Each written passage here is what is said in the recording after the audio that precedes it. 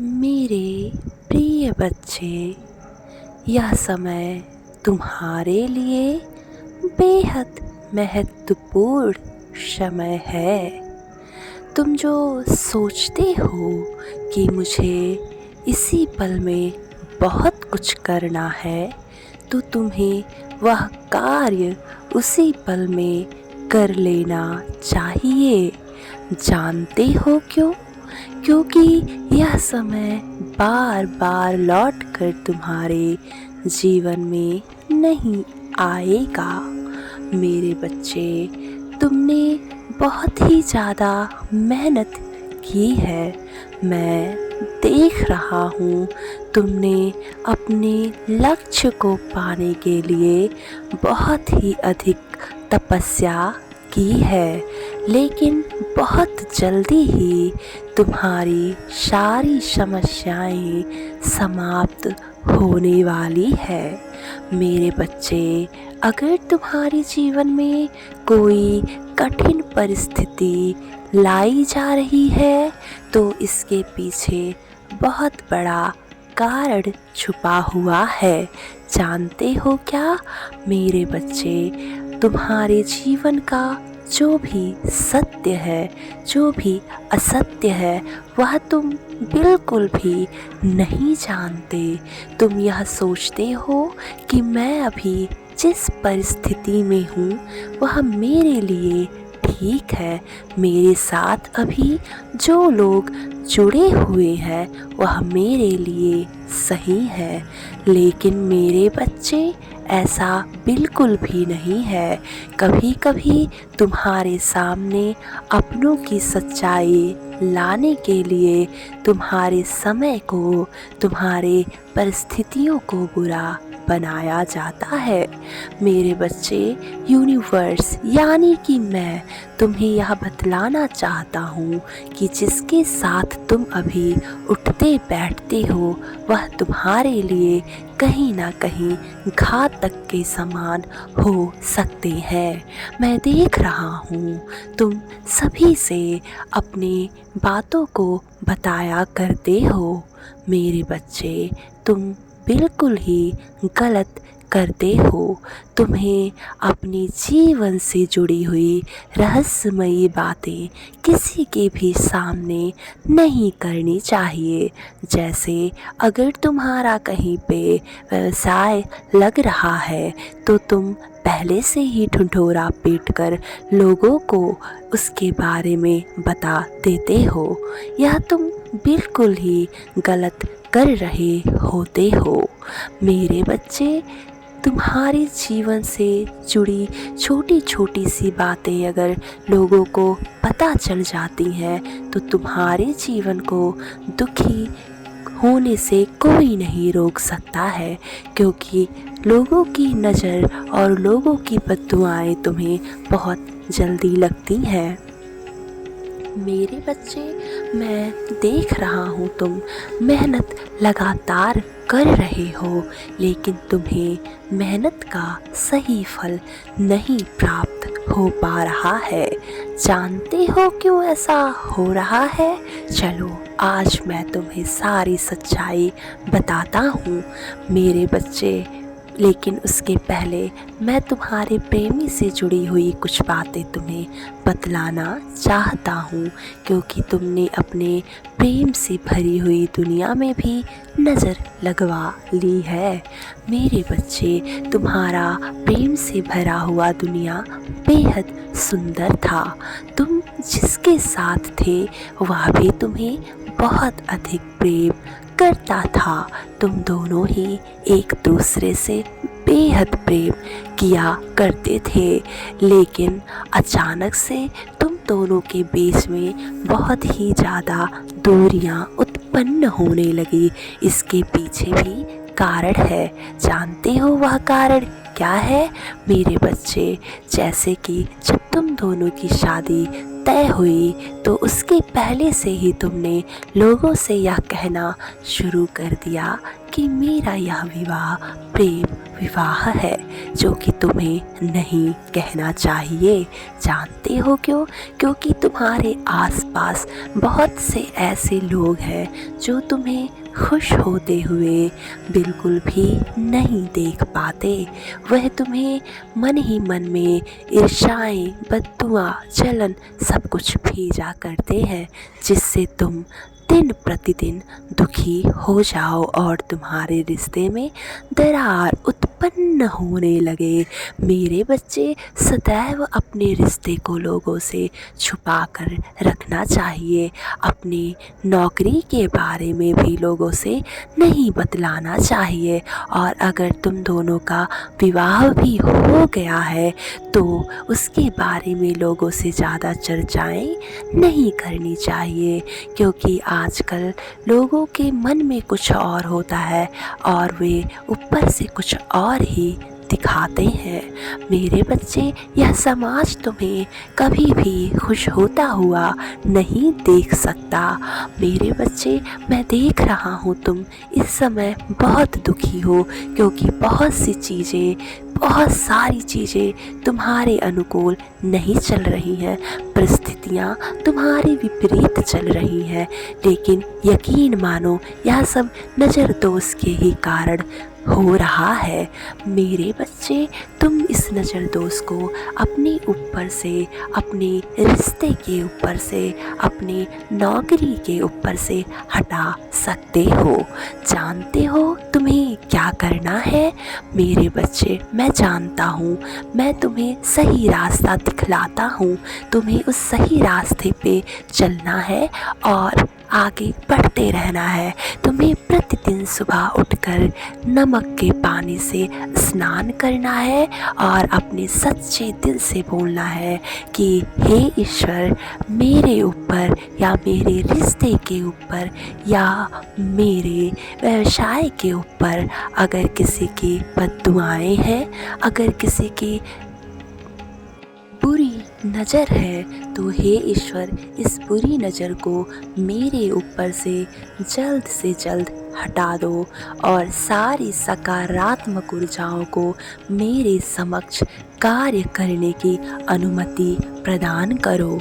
मेरे बच्चे, मैं तुमसे कह रहा हूँ कि तुम्हारे जीवन में जितनी भी गलत परिस्थितियाँ थीं वो बदल जाएंगी और तुम्हारे जीवन में सब कुछ बेहतरीन होने लगेगा। मेरे बच्चे, तुम बेहद अच्छे हो, बेहद शक्तिशाली हो, तुम सब कुछ प्राप्त कर सकते हो, लेकिन मैं देख रहा हूँ कि तुम आए दिन अपने मन से दुखी हो जाते हो। मेरे बच्चे, यह मन तुम्हें भड़काता है। तुम जब खुश होते हो तो यह मन तुम्हारे कमियों की ओर ले जाता है कि तुम्हारे पास तो यह नहीं है, यह वस्तु नहीं है, यह इंसान नहीं है। लेकिन मेरे बच्चे, तुम्हें उस पर बिल्कुल भी ध्यान नहीं देना है। तुम्हें अपने मन से सोचना है कि मेरे ईश्वर ने मुझे सब कुछ दिया है, मेरा ईश्वर मुझे दिन प्रतिदिन खुशियाँ देता जा रहा है। मैं खुश हूँ, मैं सक्षम हूँ, मैं इतना सक्षम हूँ कि मैं सब कुछ कर सकता हूँ। मैं बेहद भाग्यशाली हूँ, मैं ईश्वर की बनाई हुई रचना हूँ। ईश्वर मुझे फालतू में नहीं बनाया है, ईश्वर ने मुझे प्रेम से बनाया है। ईश्वर ने मुझे इस संसार में भेजा है तो मुझे बहुत कुछ करने के लिए भेजा है। मेरा ईश्वर, मेरा भगवान, मेरा मालिक, सब लोग मेरे साथ हैं। मेरे प्रिय बच्चे, अगर तुम इस विचार से या सोच कर कि मेरा पिता मेरे साथ है, तो वह ईश्वर तुम्हारी मदद करने अवश्य आएगा। तुम्हारी जो भी इच्छाएं हैं, प्रेम से संबंधित या व्यवसाय से संबंधित, धन से संबंधित, तुम्हारी कोई भी इच्छा हो वह ईश्वर जरूर पूर्ण करेंगे। लेकिन तुम्हें सच्चे दिल से ईश्वर पर यकीन करना है। तुम्हें यह यकीन करना है कि मेरा ईश्वर मेरे लिए सब कुछ बेहतरीन ही करेगा। मेरे प्रिय बच्चे, तुम्हारा प्यार भी तुम्हें अभी भी प्यार करता है। तुम उसके सपने में प्रतिदिन जाते हो और उसे यह बतलाते हो कि तुम उसके बिना कितने अधूरे हो। मेरे प्रिय बच्चे, तुम्हारा प्यार तुमसे बहुत जल्दी मिलने वाला है। तुम्हें वह वस्तु देने वाला है जिसकी तुम्हें बहुत दिनों से प्रतीक्षा थी, जिसको पाने के लिए तुम दिन रात तड़प रहे थे, रो रहे थे और बार बार ईश्वर की प्रतिमा के आगे गिड़गिड़ा रहे थे, रो रहे थे। मेरे बच्चे, आज मैं तुम्हें बहुत ही अच्छी बात बतलाने वाला हूँ। अगर तुम्हारी कोई भी इच्छा हो जो तुम्हें लग रही है कि नहीं पूर्ण हो रही है, तुम्हें एक लाल कलर के पेन से अपनी इच्छा को इस प्रकार लिखनी है कि जैसे वो इच्छा तुम्हारी बहुत जल्दी पूर्ण हो गई है। जैसे मान लो तुम्हें किसी अच्छे घराने में शादी करना है, तो तुम यह एक सफ़ेद कागज़ पे अपनी इच्छाओं को लाल कलर के पेन से लिखना है इस प्रकार। धन्यवाद मेरे प्रभु, धन्यवाद मेरे ईश्वर, धन्यवाद मेरे मालिक, मेरी यह इच्छा पूरी हो गई है। भले ही तुम्हारी वह इच्छा पूरी ना हुई हो, लेकिन तुम्हें इस प्रकार से अपने शब्दों का चयन करके लिखना है। चलो मैं तुम्हें एक बार फिर से बतला देता हूँ कि कैसे तुम्हें लिखना है। जैसे तुम्हें एक बहुत ही अच्छा व्यवसाय चाहिए, बहुत ही अच्छा नौकरी चाहिए, तो तुम्हें लिखना है धन्यवाद, धन्यवाद, धन्यवाद मेरे परम पिता परमेश्वर, मेरी बहुत अच्छी सी नौकरी लग गई है। मैं उस नौकरी में बहुत ही ज़्यादा खुश हूँ। इस तरह तुम्हें अपने शब्दों को लिखना है। तुम्हें किसी अच्छे लड़के या लड़की से शादी करना है, तो तुम्हें यह शब्द लिखना है धन्यवाद, धन्यवाद, धन्यवाद मेरे प्रभु, मेरी शादी मेरे प्यार से हो गई है, मेरी शादी मेरे प्यार से हो गई है। मेरे बच्चे, तुम्हें इस शब्द को बार बार 21 दिन तक लिखते जाना है। तुम धीरे धीरे देखोगे कि ईश्वर तुम्हें संदेश भेज रहे हैं। कभी तुम्हें तितली दिखा रहे हैं, तो कभी तुम्हें इंद्रधनुष दिखा रहे हैं, कभी तुम्हें ईश्वर एंजल पंखों के रूप में मिल रहे हैं। मेरे बच्चे, ईश्वर सब कुछ सुनते हैं, भगवान सब कुछ सुनता है, लेकिन हमें किस तरह उन्हें याद करना है, किस तरह उन पर विश्वास करना है, ये तुम्हारे ऊपर तय करता है। तुम अगर सच्चे दिल से अपने ईश्वर से कुछ भी मांगोगे तो वह अवश्य पूर्ण करेंगे, लेकिन तुम्हें धैर्य रखना होगा, क्योंकि सबका अपना अपना सही समय होता है। समय के साथ साथ सारी चीज़ें बदल जाती हैं और सारी चीज़ें, सारी ब्रह्मांड की शक्तियाँ तुम्हारे पक्ष में कार्य करने लग जाती हैं। मेरे बच्चे, तुम्हें यह महसूस करना होगा कि ईश्वर तुम्हारे समक्ष है, ईश्वर तुम्हारे सामने है। तुम्हें अपने ईश्वर से अपनी इच्छाओं को सच्चे दिल से कहना होगा।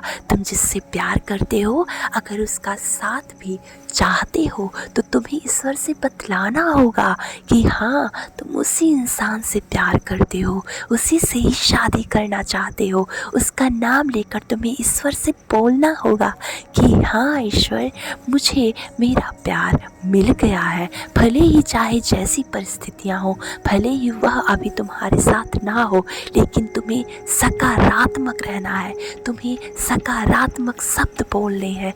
मेरे बच्चे, अगर तुम किसी से प्यार करते हो तो यह संदेश जरूर उसके पास भेजना।